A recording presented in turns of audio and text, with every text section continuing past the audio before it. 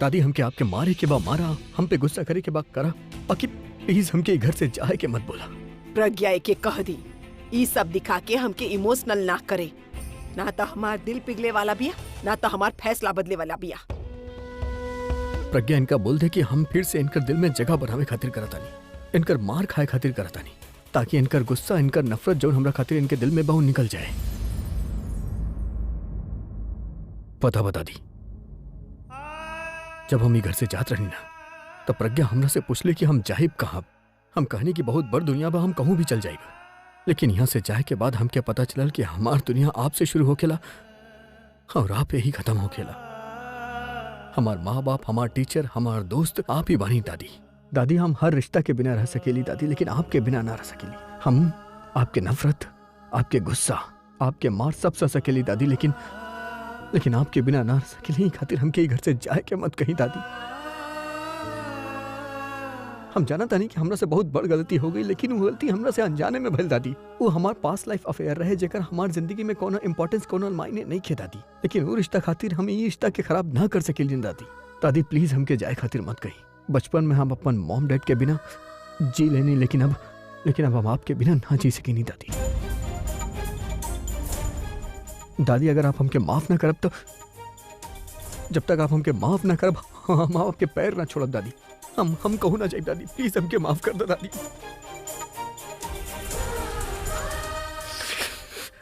Please दादी। अगर हमके अपन गलती के सजा देवे के बता, हमके अपन सामने रख के दी दादी, हमके ही घर से मत निकाली दादी, प्लीज प्लीज दादी।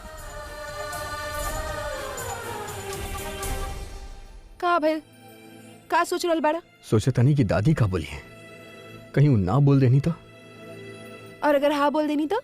हाँ कैसे बोली है, वो तो कुछ कहली भी ना। कुछ कहनी ना, लेकिन घर पे रहे दे रहल बानी ना। रहे तो देत बानी, लेकिन हमके वो माफ थोड़ा ना कहीं। अब इतना काहे सोच रहल बानी? इधर देखा, हमरे तरफ देखा, एक बार हमरे तरफ देखा। हमनी औरत ना ऐसे नहीं होखेली, हमनी के कह के कुछ होवेला और हमनी करे नहीं कुछ और खासकर जब गुस्सा होके ना तो इतना जल्दी ना मान जाइला। लेकिन आप टेंशन मत ली ना, अब घर में रहे दे रहल बानी तो धीरे धीरे मान भी जाइए। और गुस्सा ही बाना, जैसे आयल बा वैसे ही चला भी जाई। आप उनके सामने रहिए ना तो वो खुद के रोक ना पाई है। जैसे आप उनके बिना ना रह सकेले ना, वो आपके बिना ना रह पाई है। ना, दैट्स नॉट ट्रू। हमके अच्छा तरह याद बा कि वो बुलबुल की शादी में का ले रहनी, कहे हम जाई तो जाई, लेकिन वो प्रज्ञा के बिना ना रह सकेली। अब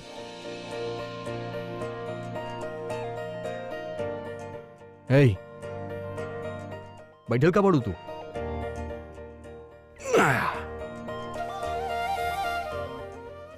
देखत का बाड़ू? चला अनपैकिंग करा। हम कहनी अनपैकिंग करा और हमारा सामान अंदर रखा। ठीक बा।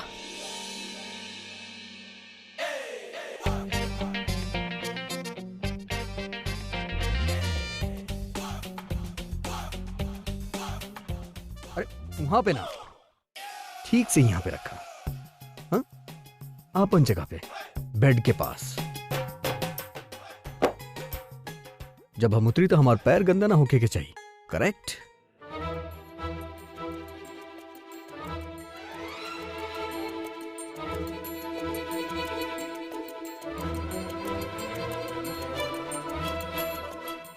ए फुगी, तू बेड से कपड़ा भी ना निकाल सकेलू? हाँ, रुका।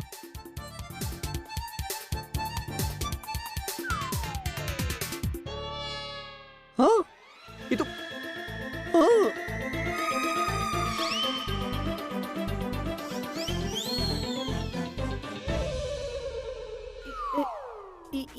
हमार ब्लाउज आप काहे लेके जात रहला? हम काहे लेके जाए? आप ना लेके जात रहला तो आपके सूटकेस में कैसे? जरूर तू ही डल्ले हो। हम ऐसा काहे करब? जरूर आप लेके जात रहलो की। तारा का लागेला हम ही सब पहिने ली ना। हमार मतलब जब कोनो इंसान केहू के छोड़ के जाला तो ओकर चीजें कभी कभी लेकर चला। ये भी कोनो ले जाए वाला चीज बा? होके ना होके जरूर तू ही डल्ले हो। हम ना, आप। तू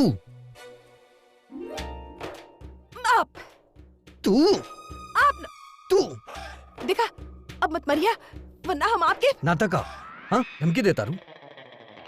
हाँ हम डलने वाले। खुश जा जाके अनपैकिंग करा जा।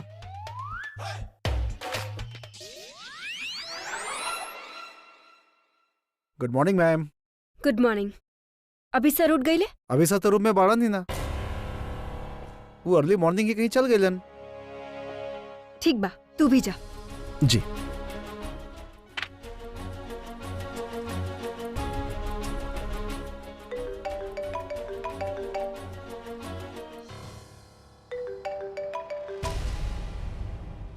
हेलो। Good morning. बेबी कहाँ बाड़ा तू? अच्छा लिसन ना, चल आज मूवी देखे चला तानी। कितना टाइम हो गया हमनी साथ में मूवी ना देखनी। और सुनो, हमनी कोनो एक्शन मूवी ना देखा, कोनो कॉमेडी देखा। हम सुनले बानी कि हाँ सब बेबीरा अच्छा होखेला। तनु हम ना आ पाई, तू अकेले चल जाइया। हम ही वक्त घर पे बानी। घर? कौन से घर? आपन घर और केकरा घर? अभी तो ओइजा काहे गईला? भूल गईला तू? दादी तो के खुद घर से निकाले रहनी। तनु हम कुछ ना भूलनी, लेकिन शायद तू भूल तारू के कि तू केकरा बारे में बात करा तारू। हम तोरा कल भी समझौले रहनी और आज भी समझावता नहीं कि दादी के बारे में कुछ भी उल्टा सीधा मत बोलिया। हाँ, एनीवेज वो हमके घर में रह के परमिशन दे देले बाड़ी। हाउ कैन यू डू दिस अबे? ताकि यहाँ रह के रहना हमरे साथ, हमारा और हमारे बच्चे के ख्याल के रखी। तनु तोहार ख्याल रखे खातिर तोहार मॉम डैड बाड़े। हमके दादी के पास रह के हो कि उनकर तबीयत खराब बा। She needs me. एनीवेज तू मूवी खातिर अपन फ्रेंड्स के साथ चल जाइए। I talk to you later. Okay. अभी डैम, ई का हो गइल? हम तो सोचली भी न रही कि दादी अभी के वापस बुला ली है। अब का करी?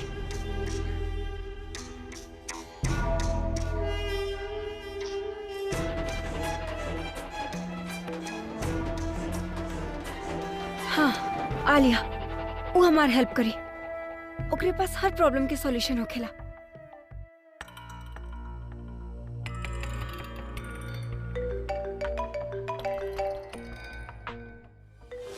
Excuse me.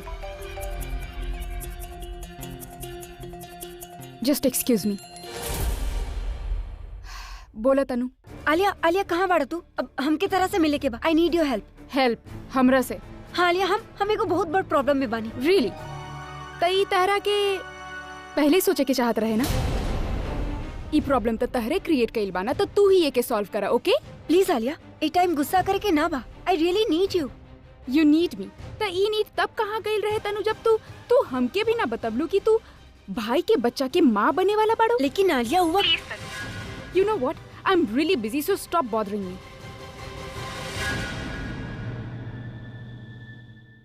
आ गईला तू, हमके बता रहे तू अपन दादी के बिना ना रह पाईबा, है ना? अब सबके पता रहल कि तू वापस आ जाइबा, पर इतना जल्दी वापस आ जाइबा ई ना पता रहे। अब मम्मी जी के कहे के मतलब हा कि अच्छा भइल तू आ गईला। उ काबा ना ऐसन लग रहल बा जैसे आज दिवाली है। मतलब वो राम जी आए रहे ना अयोध्या वापस अपन घर। मम्मी जी हमनी ऐसन करत बानी ना, आज घर में घी के दिया जलाई, एकदम वो दिवाली जैसन माहौल हो जाए। बहुत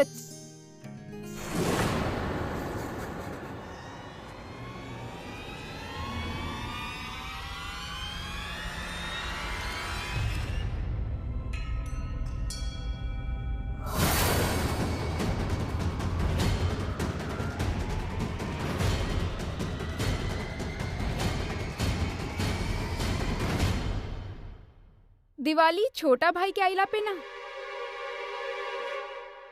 बड़ भाई के आइला पे मनावल जाले। राज,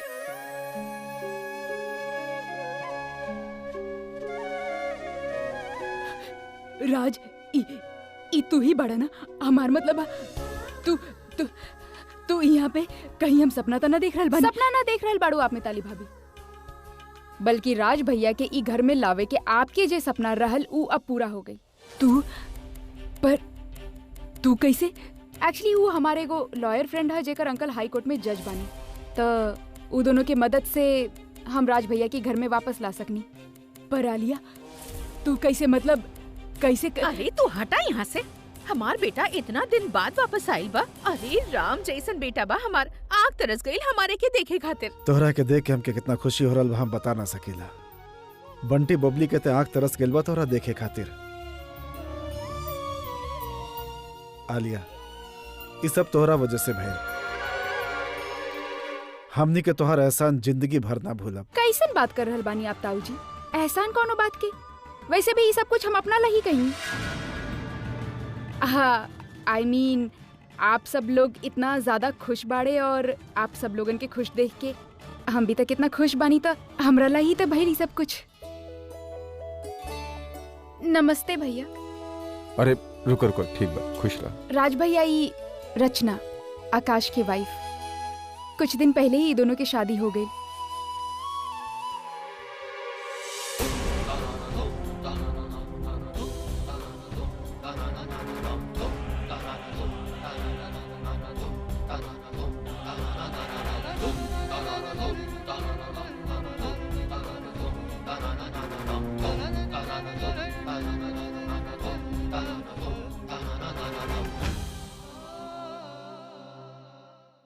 Excuse me.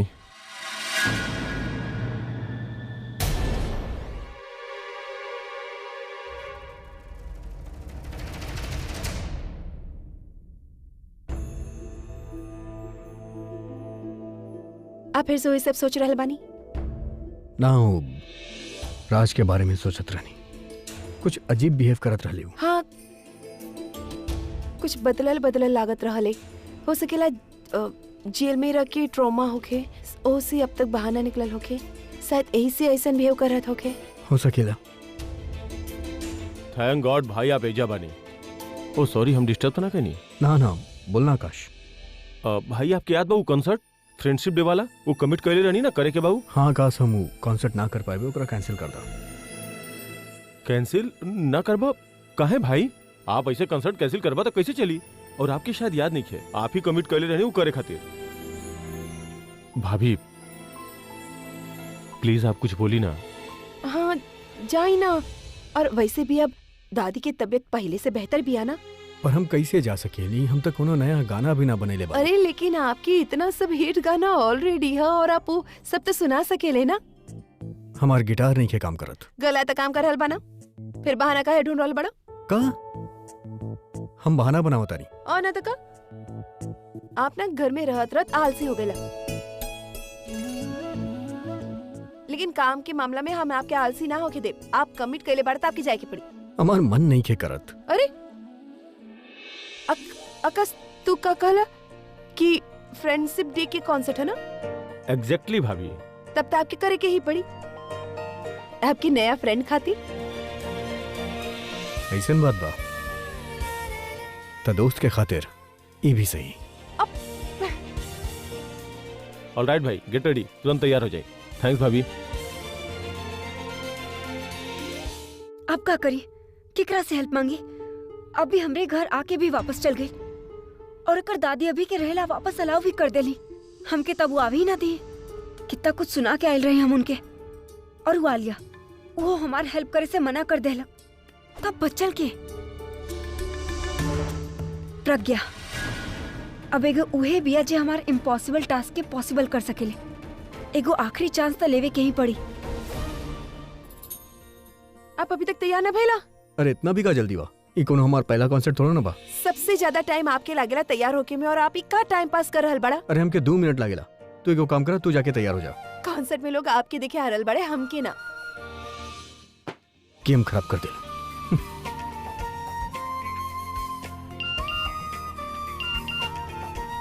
तनु के मैसेज।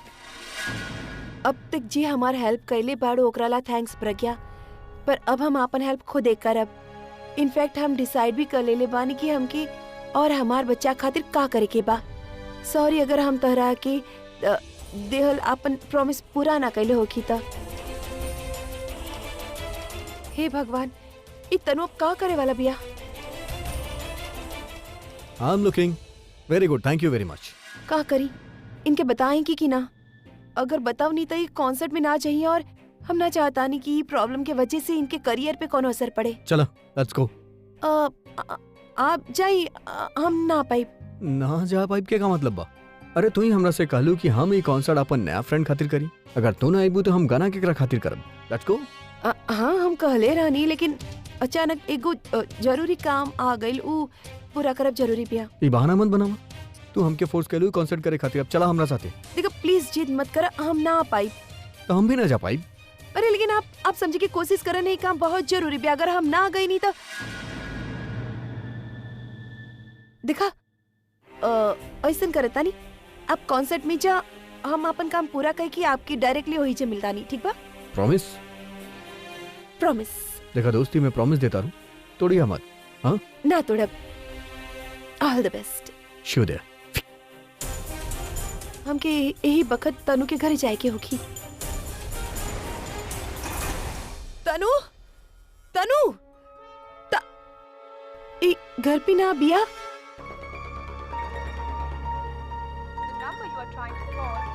फोन भी ना लग रहा बिया एकर। I knew it. हमार मैसेज पढ़ते ही घर में आ जाई। बस ये हमार लिखल लेटर भी पढ़ लेवे तो हमार प्लान सक्सेसफुल हो जाई। हमरे पास तनु के मम्मी पापा के भी नंबर ना बिया।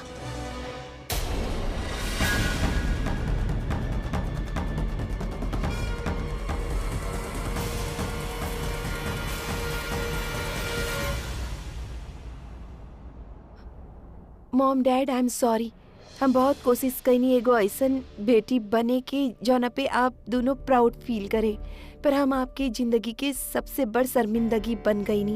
यही से हम ई लाइफ छोड़ के फैसला कर लेनी। कई बार सोचनी की अब औसन करवा ले, फिर हम सोचनी की अभी के प्यार की निशानी हम ऐसे कैसे मिटा सकेनी। हम अभी के देहल हर चीज ई बॉक्स में रख दिले बानी। हमरे गईले के बाद प्लीज ओके ये सब दे दही और कह दिए कि हम उनसे बहुत प्यार करत रहनी, उनकर फैमिली से अलग ना करे चाहत रहनी, और ये बात की सबूत हम खुद बानी। हमरे प्रॉब्लम की तो कोनो सोल्यूशन ना, पर शायद हमार मौत से अभी के लाइफ के सब प्रॉब्लम्स खत्म हो जाओ।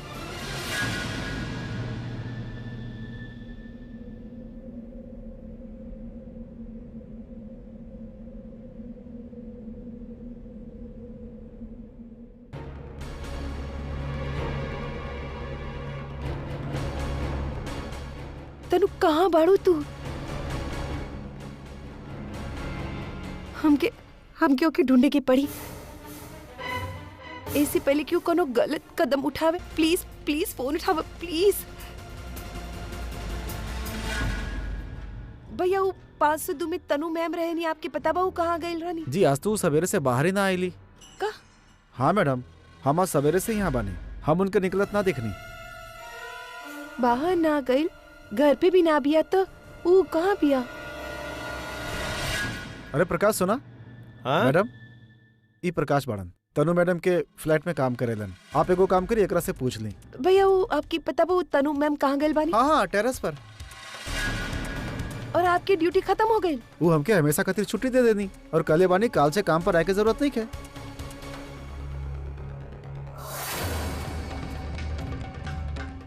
Oh no.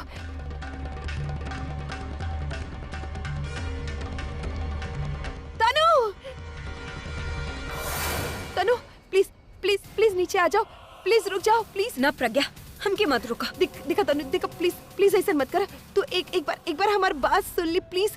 अब वो भी सब ठीक हो जाए प्लीज। इट्स टू लेट, चली जाए यहाँ से। कहा करी कैसे रोकी एकरा के? हमके पहले एक बात में लगावे की होगी। तनु केयरफुल। तनु तू थोड़ा सा पेशेंस रखी ना। अब हमरा में पेशेंस ना भी है प्रज्ञा, जा यहाँ से और मरे दाम के। हमारी बात प्लीज, आखिरी बार एक बार बात सुन ली हमार प्लीज। ओकरे बात तरह के जे करे के बिया कर लिया। ओके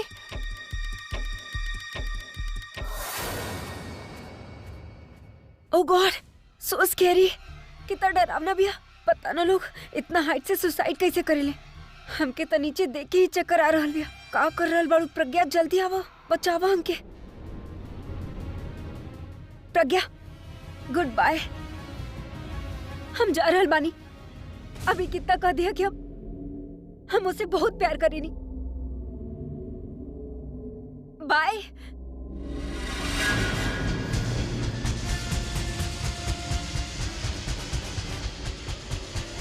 का कहलू प्रज्ञा? काहे बचलू हमके? मर जाए देले हो तू। तो पागल तना हो गई बाड़ू, का करत रहलू तू? हम पागल हो गइल बानी, और हमरे जगह और कोनो लड़की सिचुएशन में होगा तो वो पागल हो जा। तनु दिखा ये गलत है सही में। हम जानी ले प्रज्ञा ई गलत है, पर हमरे पास और कोनो रास्ता न बा। सारा रास्ता बंद हो चुकल बा। बस जे आखिरी रास्ता रहल अभी वो बंद कर देला। अब न हम अभी के घर जा सकिले और ना ही बच्चा के साथ अपन पेरेंट्स के घर रह सकिले। तो अकेले जिए से अच्छा भी है ना कि हम मर जाए ना। हम मर। तनु सुना, तू अकेला ना बाड़ू। हम कितना कोशिश करल बानी तरह के वो घर में ले जाए खातिर। आई नो तू हमरे साथे बाड़ू, पर हमार किस्मत हमरे साथ ना भी अपर के। एहला तू जब भी कुछ करे के कोशिश करेलू अभी हमेशा बीच में आ जाला, रोक देवेला। और अब तो दादी भी कह देली कि दादी के बच्चा अभी के बीबी से चाहिए कि तू बाड़ू, हम ना। तू कितना भी कोशिश कर हमार मदद करके पर कुछ ना हो सकत प्रज्ञा। एहला हम डिसाइड करनी बानी कि हम ही तू दोनों के रास्ता से हट जात बानी। सो लेट मी डू दिस। मर जाएदा हमके। हम अपन लाइफ के कोनो प्रॉब्लम सॉल्व ना कर पाएनी, कम से कम स्टेप उठा के हम अभी की लाइफ के प्रॉब्लम सॉल्व कर दे। हम मर जाए, हमके ना रहेगे भी। तनु ना, तनु तू प्लीज खुदकुशी कोनो प्रॉब्लम के सॉल्यूशन ना होखत। खुदकुशी कमजोर लोग करेलो और तरह के तो अभी हिम्मत रखे के बा। जिंदा रहबू तो कोनो रास्ता मिली, मर के का हासिल हो जाए तरह के। जी के भी का हासिल भइल हमके प्रज्ञा, कुछ ना। हम अभी के बीवी बने चाहत रहनी, होकर दूसर औरत बन के रह गई। दादी की नजर में गिर गई। सोचनी की बच्चे के बॉट करा ली, फिर सोचनी की अभी के निशानी के कैसे खत्म करी। अभी भी तो वही करे जात रहलू ना। अपने साथी तू ए बच्चा की भी जिंदगी खत्म करे जात रहलू। हमके ना पता कि हम का करी।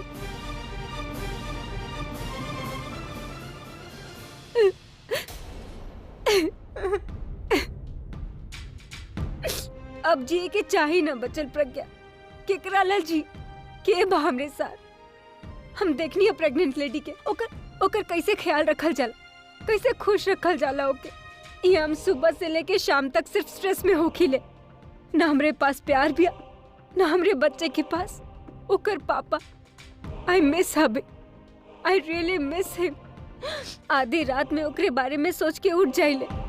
केहू ना होकेला हमरे पास जे हमके अपन कंधा दे सके, हमके आधी रात में फिर से सुता सके। हम बहुत अकेला बानी प्रज्ञा, बहुत अकेला। हमार जिंदगी ऐसन बा, हम ना चाहता नहीं हमार बच्चा के भी जिंदगी ऐसन होके। एहला हम ओकर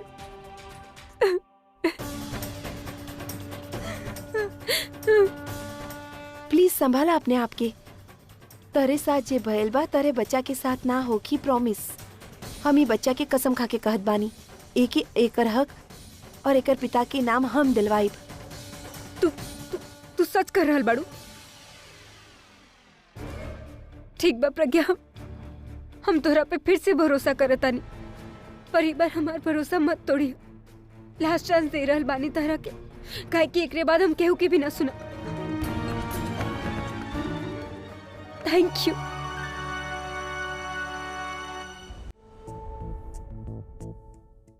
का बात है? घर में इतना सन्नाटा का है बिया? अभी प्रज्ञा तो अपन कमरा में बाड़े, पर इतना सन्नाटा।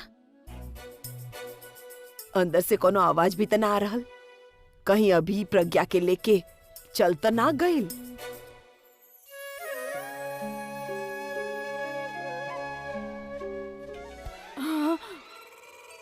तू? हाँ हम दीदी। तू अंदर कैसे?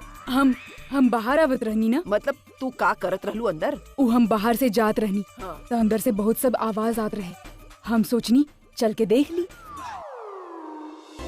लेकिन आप यहाँ का कर रहल बानी? हम भी बाहर से अंदर से कोनो आवाज ना आवत रहे, तो हम सोचनी कौनो आवाज ना आवत रहे। अंदर केहू ना बा? अभी केहू प्रज्ञा? केहू भी ना, केहू। अरे आकाश, जी दादी। एक मिनट, घर में सब लोग कहाँ बाड़े? सब लोग एजे तो बाड़े। दासी बानी, आप बानी, हम बानी, पापा मम्मी वजह हॉल में बैठल बाड़े। और हाँ, मिताली भाभी राज भैया के साथ रूम में बाड़ी, और रचना पर रूम में सुत रहल बिया। रॉबिन के हम बाहर भेजले बानी। और अच्छा लगा था आप लोग आलिया के बारे में पूछ रहल बानी। आलिया के हम ना देखनी, सॉरी। और सीधा सीधा कहानी की बोलत, अभी भाई के बारे में जानना चाहता नहीं। हम उनके बारे में काहे पूछी?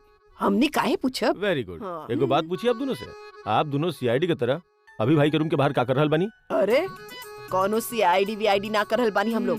हमनी तो यूं ही इधर टहल रहनी, देखनी आवाज ना आ रहल बा तब पूछ लेनी बस। हाँ आप दोनों जानल चाही कि ना जानल चाही, फिर भी आप दोनों की जानकारी खातिर हम बता देते नहीं। अभी भाई प्रज्ञा भाभी कॉन्सर्ट में गई पड़े, आवे में लेट होगी।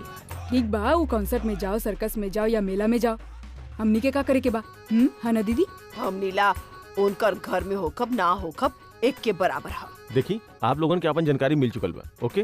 तो ड्रामा कल बंद करी, हम रचना के पास जा रहल बानी। बाय। जा।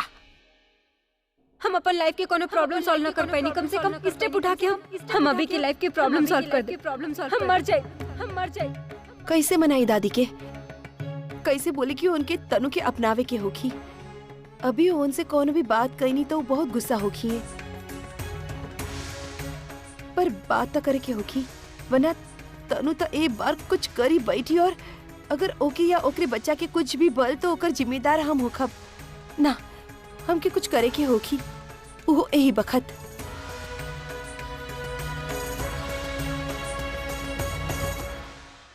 हेलो सर। हेलो। सर पूरा शो हाउसफुल हो गया सर। शो शुरू होने से पहले पूरा हिट हो गया। आपके आने से पहले ही फुल। अभी के सो के पता ना कौनो चैनल पे आ रहल बा। आपने देखा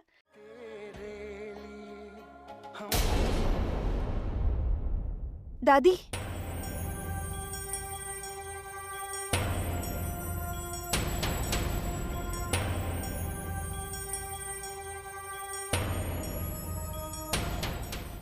प्रज्ञा, आकाश तक कहत रहल तो अभी के कॉन्सर्ट पे गइल बाड़ू।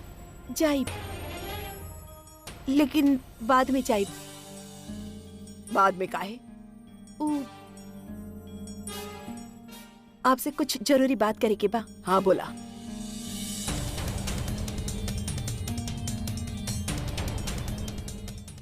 बोला ना, का बात है? दवाई खा ले लू आप? ना, भुला गई नहीं हम। हम लेके आवत बानी।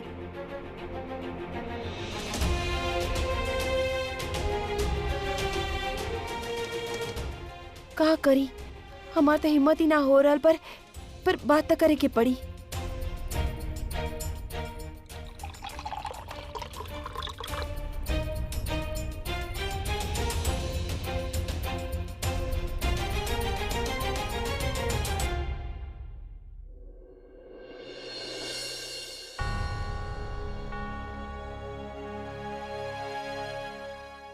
ला, खा लेनी दवाई। अब बोला।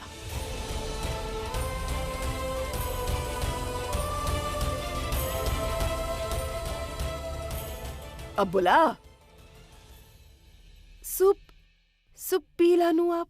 हाँ पी लेनी, यही काम से आयल रहलू।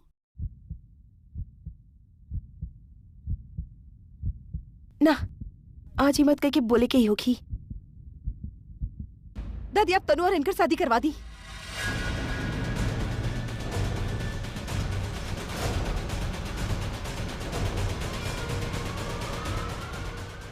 का कहलक तू?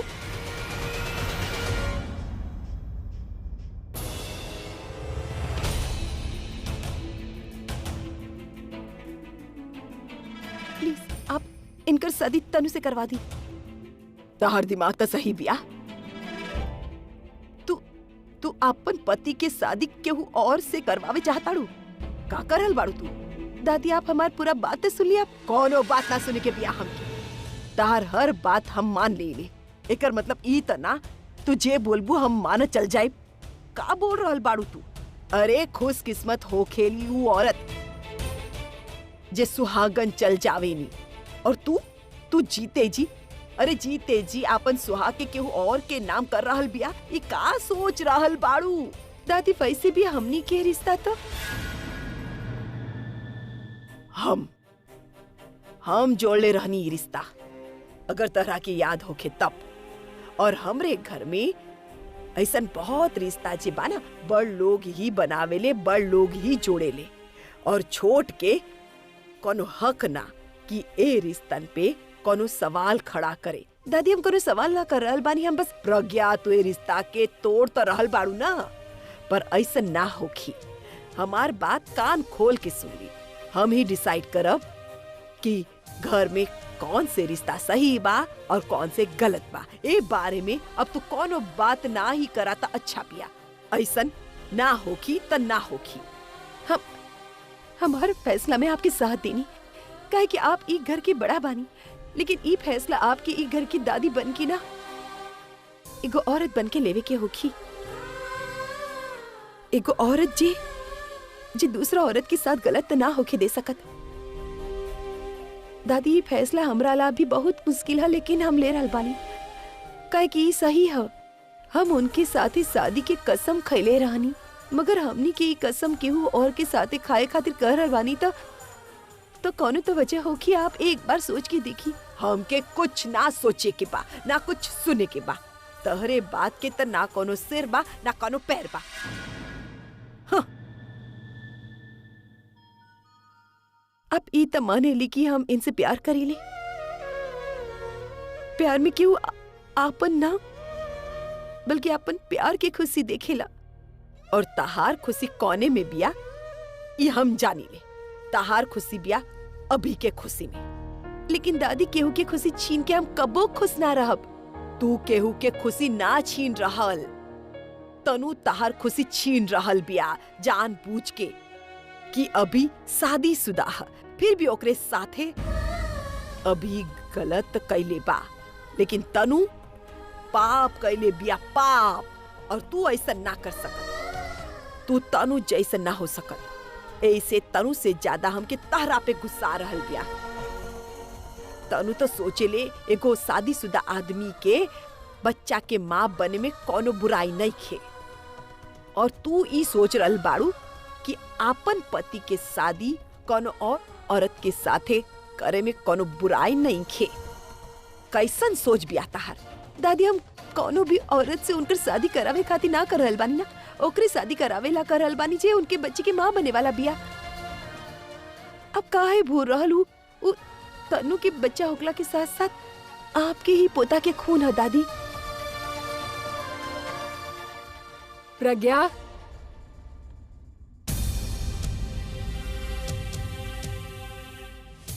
नाक सीधा पकड़ा या घुमा के, बात एक है। दोनों नजरिया से ई रिश्ता गलत बा। ये रिश्ता गलत हो सकेला दादी, लेकिन वो बच्चा तो गलत ना हो सकेला ना। हम मानत बानी इनकर गलती हो सकेले, तनु के गलती हो सकेले, लेकिन वो बच्चा के का गलती है जे हमनी ओके सजा दे रहल बानी। वो बच्चा अभी दुनिया में आयल भी ना, और हम ये फैसला करल बानी कि ओकर पिता के प्यार, ओकरे पिता के नाम मिली कि ना, जोना पे वो बच्चा के पूरा हक बता दी। इस दुनिया में होकर आए भगवान के फैसला है, और भगवान के फैसला गलत ना ठहरा सकेनी ना। और दादी हमने ई भी तो ना भूल सकेनी कि हमनी के शादी से पहले ही तनु से प्यार करत रहेले। भले ही वो हमरे साथे सारा उम्र गुजार लेवे, लेकिन अपन प्यार अपन बच्चा के कबो कबो भूल ना पई है। जौन गलती आप एक बार अनजाने में कैले बानी वो जानबूझ के दोबारा मत दोहराई दादी। आपके पोता की ई परिवार की खुशी तनु के साथ हो, बच्चा के साथ, प्लीज उन दोनों की शादी करवा दी। बस कर प्रज्ञा, तहार बात कितना भी सही काहे ना होखे, लेकिन गलती सुधारे के तहारी नजरिया बिल्कुल गलत बा।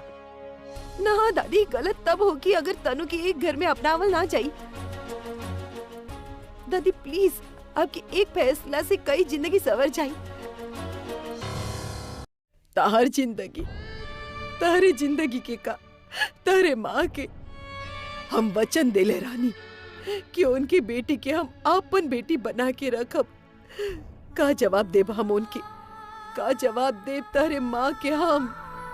दादी आप चिंता मत करियो, हमार माँ बानी हम जानी ले। हाँ हम मानत बानी शुरुआत में थोड़ा गुस्सा आई उनके, लेकिन बाद में हमरे फैसला पे नाज होगी कि हमने मासूम जिंदगी के बारे में सोचनी। लेकिन दादी अगर ये फैसला आज हमने ना लेनी था तो हम खुद की जिंदगी भर माफ ना कर पाई। हम अपने सामने कुछ गलत होकर ना देख सकी ने दादी, और अगर वो बच्चा के साथ कुछ गलत होत बा तो ओकर जिम्मेदार सिर्फ और सिर्फ हम होखब। हर इंसान अपन किस्मत लेके आवेला, अगर ओकरे किस्मत पे ये घर के वारिस होकर लिखल बा, हम ओकरे किस्मत के सामने ना आवे चाहत बानी दादी। सबके बारे में सोचिले, हमरे बारे में सोचिल हम कैसे रह पाइब तरे बिना। आदत सी हो गल बिया हमके ताहर। ई घर हमके कैसे लागी, ना रह पाई हम तारे बिना। दादी हम सिर्फ घर छोड़ के जा रहल बानी ना, शहर छोड़ के त ना जा रहल बानी। और हमार घर यहाँ से बाही कितना दूर, आपके जब मन करे आप मिले आ जाई। अगर आप कबो भी हमसे जरा से भी प्यार कैले बाड़ू ना त मान जाई। हाँ कह दी शादी खातिर। तनु से शादी कैले बिना वो ये बच्चा के अपना ना पई है। और आपके परमिशन के बिना ये शादी ना हो सकत। प्लीज प्लीज हाँ कह दी। ठीक बा, अगर तू ये चाहताड़ू ना मालेत बानी हम, मालेत बानी ताहर बात। पर ऐसे ना तू दोनों के हमरे सामने ही बोले हो कि तू दोनों भी ये चाहताड़ा, तबे हम इस शादी के मानब। लेकिन दादी ना ना ना, हम ताहर बात मान रहल बानी ना, तो के भी हमार बात माने के होखी। माने होखी त ई सब ना होखी, ना होखी बस।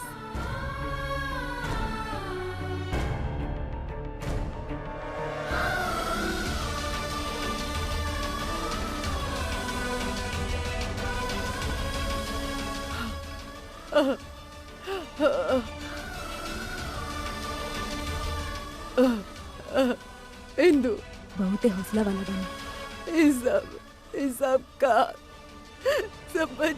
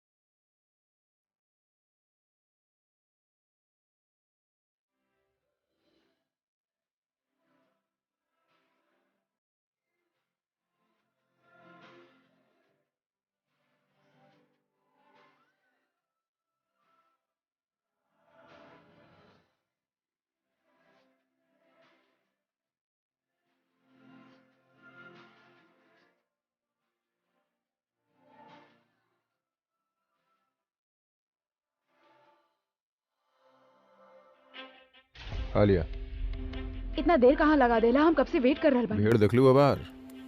ओके फाइन, पर एकरा से काम होता जाई ना। अरे हो जाए मैडम। पैसा ले आइल बड़ू, काम ठीक से समझ गेला ना। एगो बात के ध्यान रखियो, केहू कभी शक ना होके कि काम जानबूझ के कल जा रहल बा। एक सेकेंड, ई अकेला काम करी? अरे मैडम, हमारा आदमी पहले से ही क्राउड में घुस गए बाड़न, आप टेंशन मत ली। लेकिन एक काम में अभी के चोट लग सकेला। हाँ तो लगे दी ना। बेवकूफ वाला बात मत करा, अभी के चोट ना लगे के चाहिए। अरे ऐसा काहे बोल रहल बानी आप? अरे पब्लिक के बीच में अभी के चोट लगी ना, ओके पब्लिक के सिंपैथी मिली, पब्लिसिटी होके ओकर, और हमनी के ना होके देवे के बाद। चलो ठीक बा, काम हो जाए। हाँ